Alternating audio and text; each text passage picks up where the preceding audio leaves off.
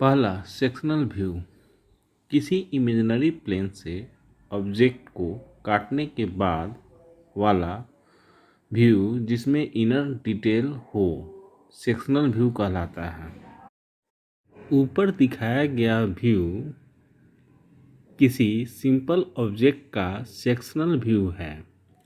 इसमें imaginary plane, जो कि कटिंग प्लेन के नाम से ऊपर दिखाया गया है, किसी ऑब्जेक्ट को काटते हुए और उसका इनर डिटेल को यहाँ दिखाया गया है। आप इस पिक्चर में देख सकते हैं। सेक्शनल व्यू के दो टाइप होते हैं, फुल सेक्शनल व्यू और half sectional view. Full sectional view ऐसा सेक्शनल व्यू जो ऑब्जेक्ट के हाफ पोर्शन को इमेजिनरी कटिंग प्लेन से काटने के बाद बनता है, उसे फुल सेक्शनल व्यू कहते हैं।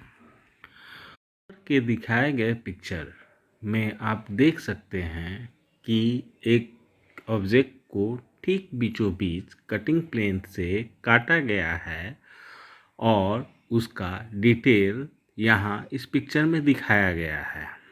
अब हम बात करेंगे हाफ सेक्शनल व्यू।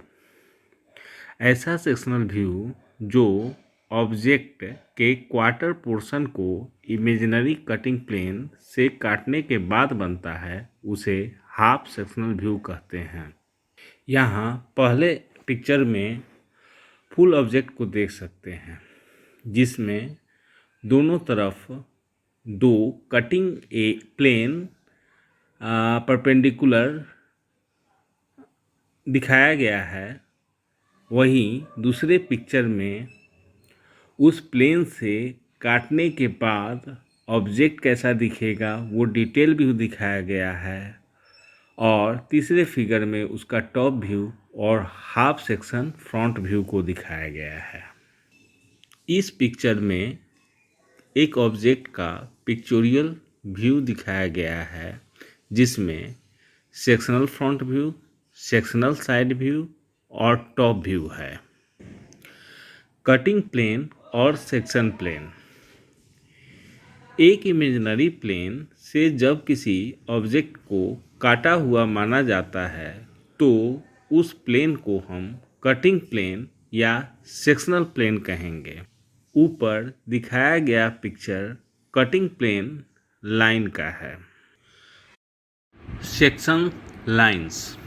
जब किसी ऑब्जेक्ट को इमेजिनरी प्लेन से काटकर हटाया जाता है, तब उस ऑब्जेक्ट के कॉन्टैक्ट सरफेस को हैच कर दिया जाता है, जो यह बताता है कि इस ऑब्जेक्ट का पार्ट यहाँ से काटकर हटाया गया है।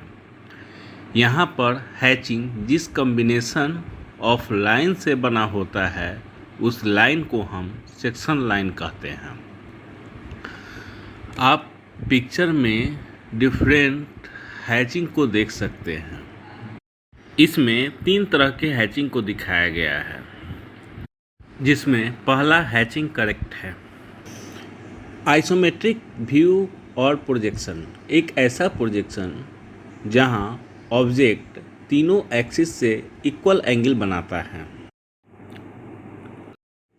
दूसरा सॉलिड्स एक ऐसा ऑब्जेक्ट जिसमें लंबाई, चौड़ाई और ऊंचाई तीनों हो, सॉलिड्स कहलाता है। नीचे दिखाए गए पिक्चर में आप देख सकते हैं सॉलिड्स 2 भागों में डिवाइड है। पहला भाग पॉलीहेड्रा, जिसके अंदर रेगुलर पॉलीहेड्रा, प्रिज्म और पिरामिड आता है। दूसरा भाग है सॉलिड्स ऑफ रिवोल्यूशन, जिसके अंदर सिलेंडर, स्फीयर, कोन, फ्रस्टम और ऑब्लिक सॉलिड आता है। अब राइट साइड में दिखाए गए पिक्चर को देखते हैं।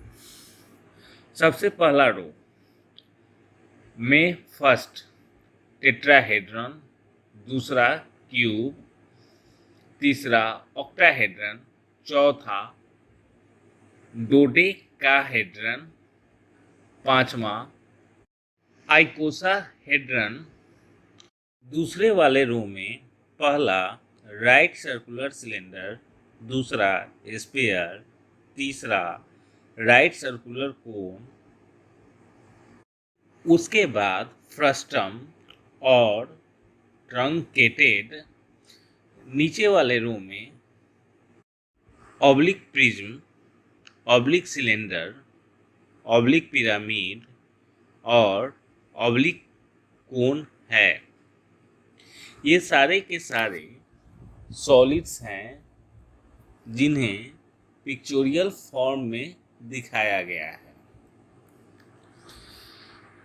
पॉलीहेड्रा वैसा सॉलिड्स जिसके सारे सरफेस प्लेन होती है पॉलीहेड्रा कहलाता है। पॉलीहेड्रा निम्न भागों में डिवाइड होता है। रेगुलर पॉलीहेड्रा वैसे सॉलिड्स जिसके सारे के सारे फेस और एंगल इक्वल हो पॉलीहेड्रा कहलाता है। टेट्राहेड्रॉन वैसे सॉलिड्स जिसमें 4 ट्रायंगल होते हैं और चारों के चारों इक्विलेटरल होंगे। क्यूब इसमें 6 फेस होते हैं और 6 के 6 फेस स्क्वायर शेप और इक्वल होते हैं। ऑक्टाहेड्रॉन वैसे सॉलिड जिसमें 8 ट्रायंगल होते हैं और 8 के 8 इक्विलेटरल ट्रायंगल होंगे। डोडेकाहेड्रन वैसे सॉलिड जिसमें रेगुलर और इक्वल 12 पेंटागोनल फेस होते हैं। आइसोहेड्रन वैसे सॉलिड जिसमें 20 इक्विलेटरल ट्रायंगुलर फेस होते हैं। नीचे पहला पिक्चर टेट्राहेड्रॉन का है जिसमें 4 ट्रायंगल हैं और चारों के 4 इक्विलेटरल ट्रायंगल हैं। दूसरा पिक्चर क्यूब का है जिसमें 6 फेस हैं और ये 6 के 6 इक्वल और स्क्वायर शेप में होते हैं। तीसरा ऑक्टाहेड्रन जिसमें 8 ट्रायंगल हैं और 8 के 8 ट्रायंगल को आप इक्विलेटरल ट्रायंगल होते हैं। उसी तरह डोडेकाहेड्रन में 12 पेंटागोनल फेस और आइसोस्केलेटन में इक्वल ट्रायंगुलर फेस आप देख सकते हैं। प्रिज्म वह पॉलीहेड्रा जिसमें 2 इक्वल और सिमिलर बेस होते हैं जो एक दूसरे से पैरेलल होते हैं। इसमें बेस के अलावा फेस रेक्टेंगुलर और पैरेललोग्राम के बने होते हैं और इसका बेस इनसे ज्वाइन होता है। नीचे दिखाए गए पिक्चर में आप देख सकते हैं स्क्वायर प्रिज्म, पेंटागोनल प्रिज्म और हेक्सागोनल प्रिज्म को। पिरामिड इसका एक बेस होता है और अदर फेस आइसोस्केल ट्रायंगल होता है जो एक पॉइंट पर मिलता है।